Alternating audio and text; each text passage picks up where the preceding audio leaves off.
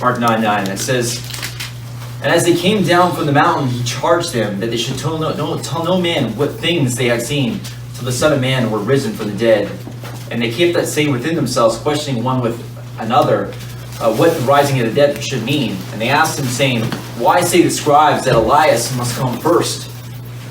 And he answered and told them, Elias verily cometh first, and restoreth all things, and how it is written of the Son of Man, that he must suffer many things, and be said it not. But I say unto you that Elias indeed is come, and they have done unto him whatsoever they listed as it is written of him." Let's pray. Dear Lord God, pray that you bless this Bible study, and please give me the words to say, God, and help us, God, to learn something that we can apply to our lives here today. We ask these things in Jesus' name. Amen. Amen. And just 1 second, guys. Show you where we are. Here. Let's show you where we are.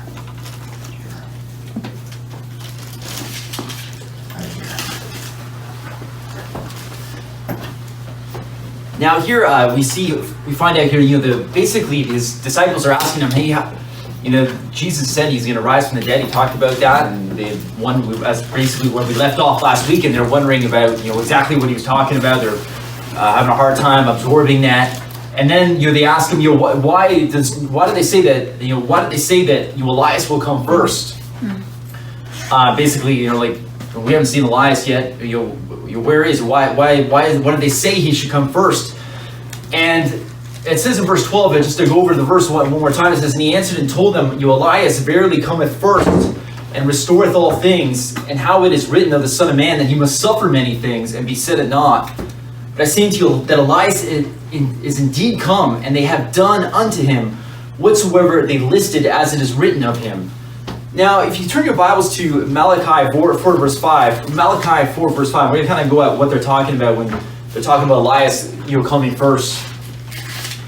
Malachi 4 verse 5. Malachi 4 verse 5. And it says in Malachi 4:5, it says, "Behold, I will send you Elijah the prophet before the coming of the great and dreadful day of the Lord, and he shall turn the heart of the fathers to the children, and the heart of the children to their fathers, lest I come and smite the earth with a curse." So based on this verse here from Malachi, does the Bible not talk about Elias, in a sense, coming back? Yeah. Yeah, it does. It talks about him coming back, and it says, he's going to turn the hearts of the fathers to the children, and the hearts of the children to the fathers. And here we see Jesus saying that that Elias has come indeed, and they have done unto him whatsoever they listed. And Matthew 17b, it says, now, did Elijah come? Actual Elijah, Elijah the prophet, the man who was raptured up in the Old Testament. Did he actually come himself personally? No, he didn't, right? And Matthew 17b, it says, when Jesus had said this, Matthew 17:13, it gets some context in Matthew 17:13 that Mark doesn't really add this, but it says, then the disciples understood that he spake unto them of John the Baptist. So in this case here, Jesus is talking.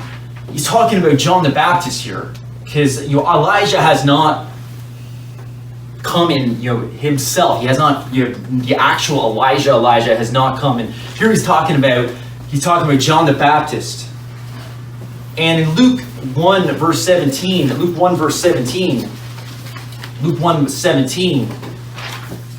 referring to John the Baptist, it says, "And he shall go before him in the spirit and power of Elias."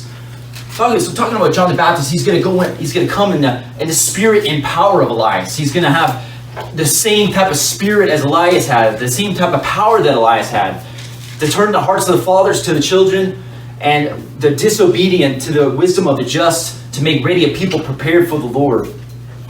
So here we're talking about reference here. Jesus obviously is talking about John the Baptist, but we also too, many people believe that Elijah will be one of the two witnesses in Revelation. Yeah. And that's pretty much, you can argue that maybe he's not, but I think you can make a very good argument that he is. And just to go to Revelation 11:6, and basically the main proof text, right, for that, in Revelation 11:6, it says, this is referring to the two witnesses. We're not going to get into all the verses, we're just going to get right to the main verse. It's saying that it's talking about the two witnesses. It says, these have power to shut heaven, that it rain not in the days of the prophecy, and have power over waters to turn them to blood, and to smite the earth with all plagues, as often as they will. Now, when we think about people in the Old Testament who had power to shut heaven, that it rained not, who was the one person that did that?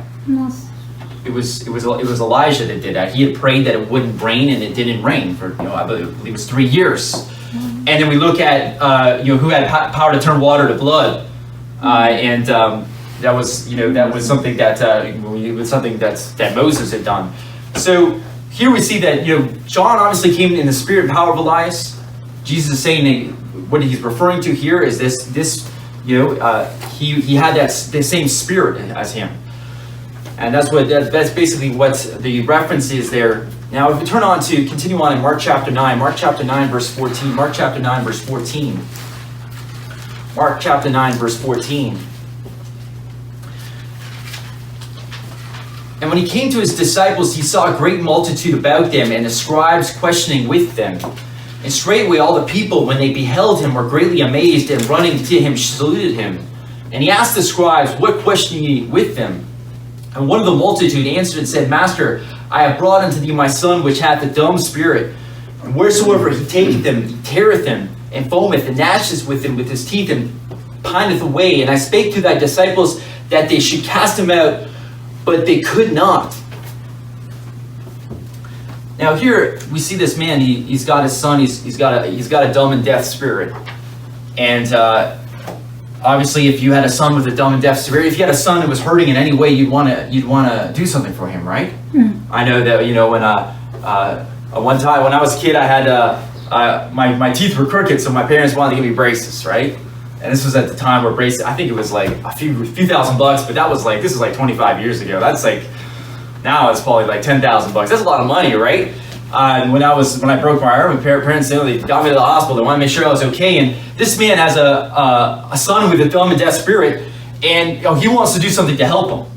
And he takes them to Jesus' disciples because he's hoping Jesus' disciples can do something to help him. Now, what it said in Mark chapter 3, verse 14 and 15, if you turn there, if you don't have time, I'm just going to go ahead and read this. In Mark 3, 14 and 15. And it says, and he ordained 12 that they should be with him, and that he might send them forth to preach, and to have power to heal sicknesses, and to cast out devils. So, did Jesus give his disciples the power to cast out devils? He did, right? And when someone has a dumb and an unclean spirit, a dumb spirit, an unclean spirit, did Jesus not give his disciples the power to cast that out? So, was the man logical to have gone to his disciples to try to get his son to have that dumb and unclean spirit cast out of him? He was, right?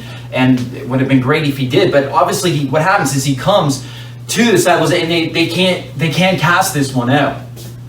And so naturally, he goes to Jesus. It's like, what's going on here? This they can't do anything about this.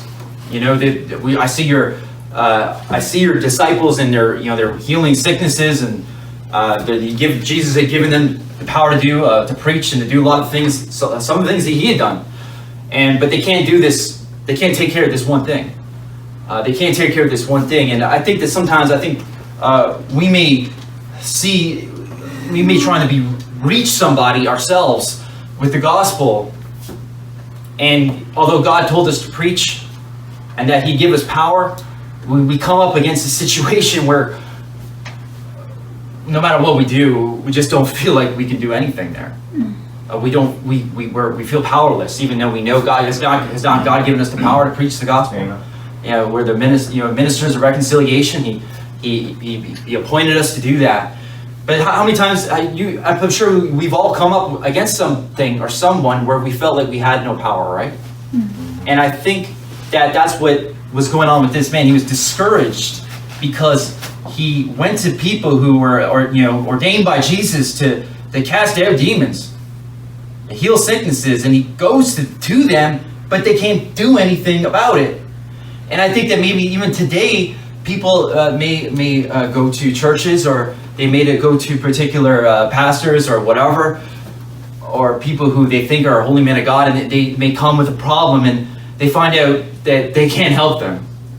And there was a man to call me this week.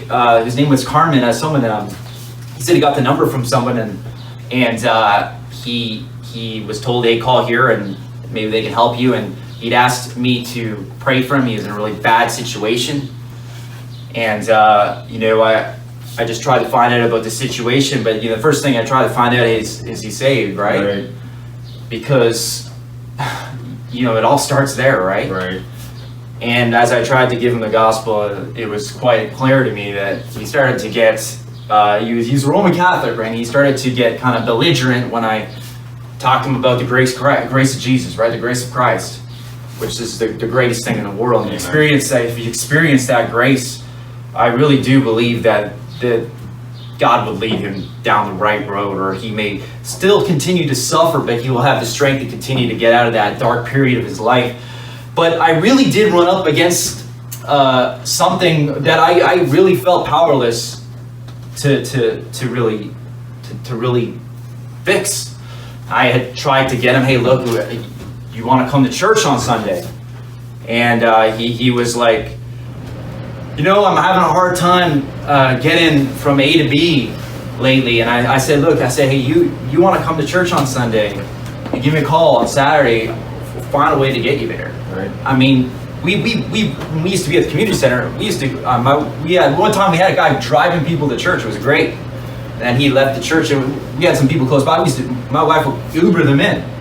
It went that far. It was worth the money.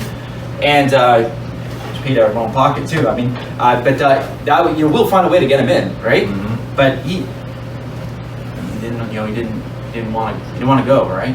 I mean, it'd be great if someone like that, they need help, come to church, and you'll see people that, wow, you had the courage to come in here, and maybe you're not the same background, you're Roman Catholic, we're Baptist, but you came anyway. Now you gotta have people praying for you during the week. Mm-hmm. Maybe there's something we could do to help you. But if you don't come and you don't show up, it's hard, right, for us to do something. But I think we come up to situation. How many times do we come up to situation we feel like we cannot help somebody? We feel like, hey, I know that if I prayed more, I know if I fasted, something would happen, but I don't know. Like, let's face it, sometimes we are where we are in our Christian walk, and we are strongest where we are, and we're always trying to grow. But oftentimes we get into a situation, but at the end of the day, they do take him to Jesus. And Jesus does something about it. Because at the end of the day, and in Luke 1:37, it says, for with God nothing shall be impossible. And they take him to Jesus, and Jesus is actually able to do something about this situation. Because when it comes down to it, if Jesus wants to do something about the situation, it doesn't matter what the circumstances are in a person's life.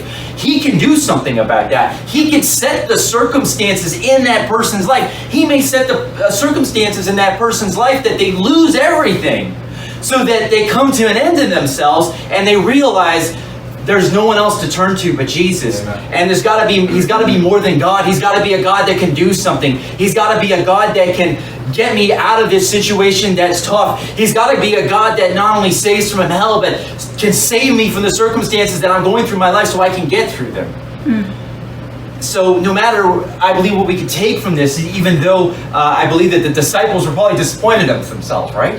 And I think sometimes we get disappointed in ourselves when we maybe go out and give the gospel and maybe things aren't happening sometimes. But at the end of the day, God can do something about that situation. And I was listening to, did anyone ever, when they're maybe not saved, watch wrestling? Okay. Well, when I was a kid, it became like a big thing. And there was this wrestler, his name was the $1 Million Man. Did anyone know who he is? No, yeah. Now, when I was a young guy. I was like, my favorite wrestler was Macho Man, and he died. A lot of these guys die early, and I don't believe Macho Man was saved. Anyway, the bottom line is, I read about Ted DiBiase, and he said, he actually got to a circumstance in his life where he had said that he was married to a born again Christian, and he's married to a born again Christian, and he thought maybe he started going to church, but he really wasn't saved. And he was committing adultery on his wife. he was he literally, he said as he started to almost get close to God, I don't think he got saved. All of a sudden, he got an opportunity to go to the WWF, right, like that. Like he was in the WCW or something like that, and he, just as he thought he got saved, but he didn't. It's based on his testimony. It seems like he didn't think he got saved. But around the time, and he'd met his wife and stuff like that. As he was getting close, he was going to church. That's when he got his opportunity to go to the WWF. And he was presented with this character, the $1 Million Man. It was actually, the character was apparently it was created by Vince McMahon, and he thought that Ted DiBiase would be a great guy to play the role of somebody who thinks he can buy anybody out and thinks his money, and thinks that he can do whatever he wants with his money. He was supposed to be someone people hated. Anyway, this basically, he said that, Vince McMahon had told him, hey, look, you're gonna be the $1 Million Man, but we have to actually, we have to make this look real. So he said that, so wherever you go, wherever arena you go to, you're going to be taken in a limo. And he said, you're not going to stay at like the cheaper hotels, you're going to stay at the better hotels. We need to make this look real. And that went to his head. And he was committing adultery, and eventually his wife caught him. And when his wife caught him, and she found out, she said he wasn't, I guess he was at WrestleMania or something like that. And he was having a good time committing adultery, and he went to check up on his wife. And his wife said, you're not coming home. And she found out about what he'd done. And all of a sudden at that point, he said to himself, because he said in his mind, he said, God, please help me. And he called up somebody who was trying to get him saved. And the bottom line is the guy got saved. Amen. But he had to get to that point where he got bound to his word, to where he was going to lose his wife and his family. And he realized he was wrong. But even though other people, I believe that there's this man he called, who I believe was praying for him, but he wasn't, nothing was happening with him. He wasn't getting saved. But eventually God allowed the circumstances in his life where he would have to come to him. So God can do things. God can do things you may not be able to reach a family member in your life, but God can do something in that person's life if he wants to, that can speak to that person. And he can do the things that we can't do. So we ought to always be confident that even when we feel like we are helpless and we can't do anything about it, God can. Continuing on here at Mark chapter 9, verse 24. Mark chapter 9, verse 24. Sorry, Mark chapter 9, verse 19. And it says, he answered, and this is Jesus talking. He answered him and saith. This is Jesus talking about, the man was asking, why couldn't your disciples cast out this unclean spirit out of my son? And he was disappointed in the disciples. Mark 9:19 says, he answered him and saith, O faithless generation, how long shall I be with you? How long shall I suffer you? Bring him unto me. And they brought him unto him. When he saw him, straightway the spirit tear him, and he fell on the ground and wallowed foaming. And he asked his father, how long is it ago since this came unto him? And he said, of a child. And oftentimes it hath cast him into the fire and into the waters to destroy him. But if thou canst do anything, have compassion on us and help us. So here we see, now the father gives some context of exactly what his son is going through. This evil, this wicked spirit that's in a sense possessed his son is basically destroying him. It says oftentimes they cast him into the fire, into the waters to destroy him. And he's saying, look, my son's life is a mess. And he comes to Jesus and he said, he's saying, look, he's saying here, but if thou canst do anything, you'll have compassion on us and help us. Almost like, he knows Jesus can do something, but he's like, look, can you just even have some compassion on us and help us? Can you help me in this situation? Can you even give me some compassion in this situation? Because let's face it, sometimes in life, right, we're going through something tough, and we know that situation might not go away. Maybe you lose your job or something. You find out, because let's face it, if I lost my job tomorrow, or if you lost your job tomorrow, you might realize that situation might not got fixed for a while. Mm-hmm. It could take a while to get things back together, or if something happened with your health, or you lost a loved one. And he's saying, look, if they can't do anything, have compassion on us. He's like, even if you can give me some compassion here, I can get through this. Even if you can give me some love, I can get through this situation. And how many people, when you're going through something tough, you just want someone to give you a little compassion? Hey, can you understand what I'm going through? I know you can't fix it. I know you're not going to solve it, but can you just give me some empathy? I learned that, and I went to school for social work, and they call it empathy. When you have counsel with someone, you're supposed to give empathy to show that you understand what they're going through, and that you want to say, can you understand what I'm going through? He's desperate in this situation, and in 1 Peter 3:8, I think we can take something from this verse, because I think that even sometimes we go someone and maybe someone's not going to get saved, right? But you know that they're going through something tough. How many people, someone say, hey, you go and they knock on the door and I'm going through something hard. Me and Jamie knocked at a door. A guy said he's having a terrible day, and anyway, I won't get in that story. No time, not a time. And he wasn't very kind. But it says here in 1 Peter 3:8, it says, 1 Peter 3:8, it says, you'll finally be all of one mind, having compassion one of another. Love as brethren, be pitiful, be courteous. And he's talking about, as far as believers, how they're supposed to deal with each other. Have compassion one on another. Try to understand what someone else is going through when they're going through something tough. Try to give them that empathy. Try to see yourself in their shoes. So maybe that compassion, I believe, can go a long way. How many times do you ever talk to somebody in a small window of time, a small interaction? That person said something to you, and then you left, and the small thing they said to you strengthened your spirit and gave you what you needed, right? That's great when that happens, right? I remember a couple times that happened to me when I wasn't saved, that some people started talking to me about the problems. I wasn't exactly sure why this person had come up to me, and it seemed like I said something that was the right thing to say, or just because I listened, it seemed to help them, and I felt good about it. I didn't even know what I was doing. I was just like, hey, if I can help someone, I'm glad to help someone. But this man, I believe, just wanted some compassion from Jesus, and I think that we can look at that hey, when we may not be able to get some people saved, but if we could show them some compassion and some love, if they're not going to hear some Bible verses, that might actually plant a great seed in their heart and soul. Yes. It may plant a great seed. That guy was a Christian, came to my door, and he gave me some compassion. They may be like atheists or agnostic, but they might be like, maybe something's there.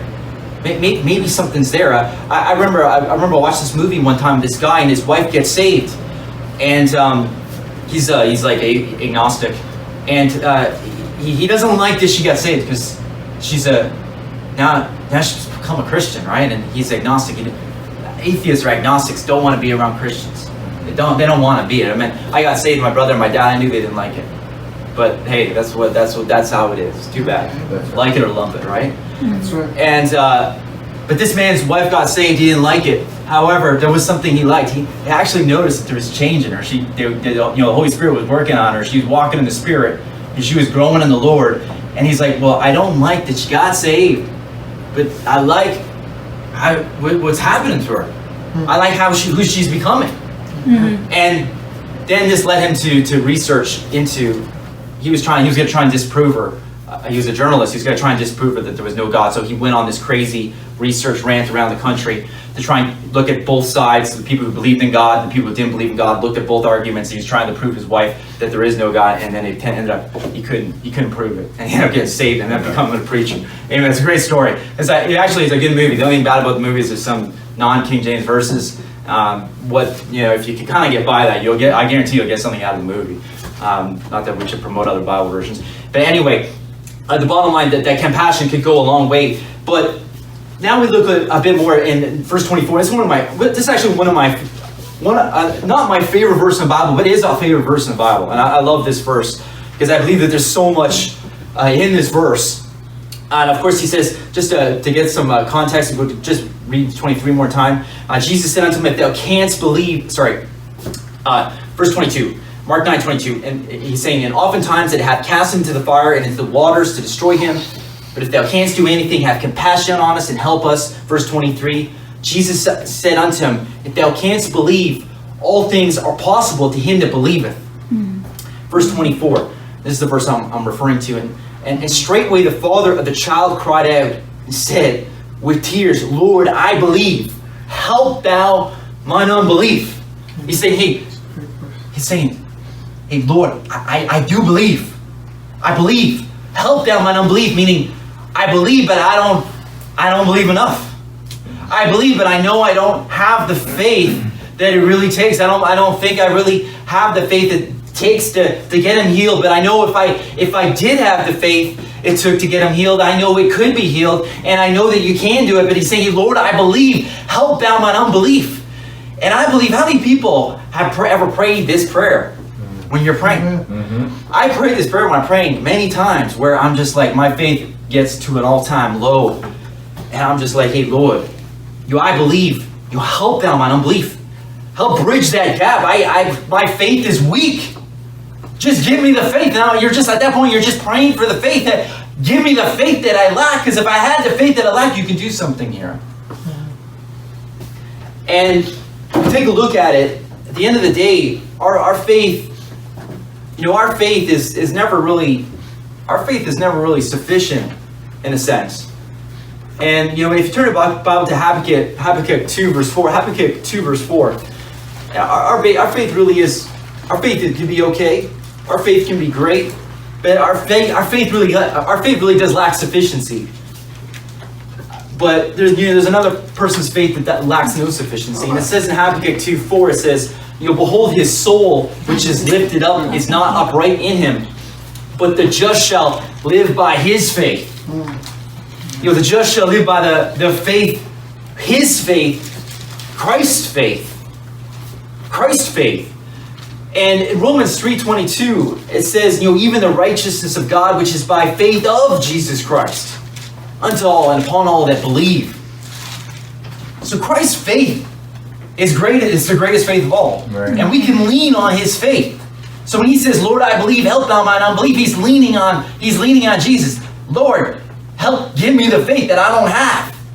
And I think that this verse, honestly, I believe that when your prayer life is hurting, this verse, I believe, will help one strategy that can help any situation where your prayer life is weakening. That you just apply this verse. I believe it works every time, and it's a great verse. Now, continuing on here, verse 25. When Jesus saw that the people, he says, Lord, I believe, help thou mine unbelief. Verse 25, it says, when Jesus saw that the people came running together, he rebuked the foul spirit, saying unto him, thou dumb and deaf spirit, I charge thee, come out of him, and enter no more into him. So that was enough for Jesus to do something in that situation. He didn't have to have the perfect faith. He just had to say, Lord, I believe, help thou mine unbelief.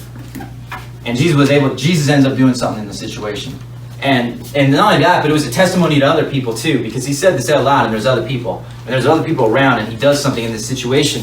Verse 26, it says, and the spirit cried, and rent him sore, and came out of him. And he was as one dead, insomuch that many said, he is dead. Now, interesting here is he's talking about, that the spirit cried and rent him sore, and came out of him. And he was as one dead, and as many said he is dead. But Jesus took him up by the hand and lifted him up, and he arose. So after that unclean spirit, that dumb and unclean spirit comes out of that man, he basically, he doesn't come out without a fight. You know what I'm saying? Mm-hmm. He fought. He's like, does not want to give up this man. But obviously, Jesus has power to cast out that, and when they have to listen, the spirits have to listen to Jesus. Amen. It's nothing. You come up against Jesus, there's nothing you can do. That's right. And when they come up against, when we have that kind of faith in Jesus, and we're really leaning on him, hey, there's nothing we can't do because we got Jesus working for us. Right. It's not us, but it's Jesus. But this unclean spirit doesn't come out without a fight. They actually after he comes out, they think this guy's dead. And I believe that honestly, that this is a stark warning here. to any. I mean, I don't know about everyone's saved here for the most part, I believe. But this is really a stark warning. Maybe someone listening online, or maybe just in general, of how powerful these unclean spirits are. Right. That's right. And how powerful they are, and almost they can get a death grip on someone's life. That's right. And I know there's a pastor in Cornwall. Before I started this church, when I used to go visit my parents, I'd go to that church. It's a Baptist church, and the pastor would shake your hand, and he would just. You ever have someone that just shakes your hand and they just keep? Do you ever have someone and they just start shaking? They just keep. They won't let go, and they're looking at you and they're shaking your hand. It's kind of weird, right? But like, I you ever had someone do that to you? That's right. His father would do the same thing. And he had like a death grip. I mean, he had a big hand. I don't have a huge hand. I try to give a good handshake if I can, but I couldn't match this guy. But then when you think about people who get into the world's music, I mean, it is hypnotic. The rap or the heavy metal or whatever's popular, even these pop stuff like Lady Gaga or whatever. Yeah. And you think about have you really ever seen some of the videos they had on MTV? I watched some of this stuff. Wicked. Yeah, the videos that I really watched were really about, not that I was watching the videos, is that someone put something on like, oh, look how wicked this is of the devil, and they literally got stuff like, it's just all occult stuff like in, Freemasonic and wicked stuff. And this stuff, I mean, you don't want to play with this stuff. That's right. You don't want to play with the Ouija board. You don't want to play with the tarot cards. You don't want to play with the occult. You don't want to get into yoga and let your mind go free so some spirit can enter into you. You don't want to be smoking marijuana so your mind gets so messed up that you think you might lose your mind. Because even marijuana, I never got into hard drugs, but I did try marijuana. I'm telling you, I didn't like it. And I got into experience, I was scared after I had some. I was scared I was actually going to lose my mind. You don't want to mess with this stuff because this stuff can get a grip on you so hard. And if an unclean spirit gets into you like it got into this man, you don't know, it might be the end for you. And if you don't want to have to depend on a miracle like this to happen, because we don't really see miracles like this happen all the time. And people gotta watch what they're getting into. They gotta watch the culture that's around us, because the culture that's around us is wicked. Even watching some of the just people watching movies. And the type of mentality and morality that these movies promote, and it all promotes sin. It doesn't matter. You can even have. I thought of some movies that I had liked when I was a kid, and I thought maybe can I go watch that again? It was really good. But I'm like, well, what about that scene where this happens? I think about Rocky. I like Rocky. What about that scene? He's committing fornication with the lady he was not even married to. Right. Should I watch Rocky because of that? I don't think I can. Right. No. Because at the time. The movie industry knew that, the movie industry at that time was like, their strategy of the devil at that point was like, hey, culture's pretty good, so let's have a good movie, but let's put a little bit of sin in there. And it just builds, and it builds, and it builds, and it builds, but at that time, that was probably a big deal. The bottom line is saying, look, just like it says in 1 Timothy 2:26, it says, and that they may recover themselves out of the snare of the devil, who are taken captive by him at his will. In 2 Corinthians 2:11, it says, lest Satan should gain an advantage of us. It's saying that 1 Timothy 2:26, it says that they're taken captive of the devil at his will. There's people that are taken captive of the devil at his will. You may have family members who have been taken captive of the devil at his will. You think about Jesus, and in 1 Peter 4:5, it says, to an inheritance incorruptible and undefiled, and that fadeth not away, reserved in heaven for you, who are kept by the power of God through faith unto salvation, ready to be revealed in the last time. It says we're kept by the power of God. When we have a place reserved in heaven, we are kept by his power. But it's saying, in contrary to that you can be taken captive, the people can be taken captive by the devil as well. We see the opposite scenario where the devil has control over something, and obviously anything can be broken out of the devil's control because God can do whatever he wants to do. We got to warn people that, hey, look, do you really want to go down that road? And not only that, but as saved Christians, do you even want to dabble in that? Because look what it can do to you. Look what it can do to your life. Do you want? People want to. I hear about too. Some people talk about. I think I heard a number of pastors say, "Hey, there's a problem with pornography in churches." Something. Wow, that's intense. And that should be something we should overcome. Now, if there's someone here struggling with that, hey, you got to get away from that. That can mess with your mind. I mean, that sticks there. We had enough of those images going in our mind before we got saved. It's hard enough time trying to get them out of our minds. And it can grow like a seed. Anyway, we'll be in there prayer. Dear Lord God, we'll take the opportunity, God.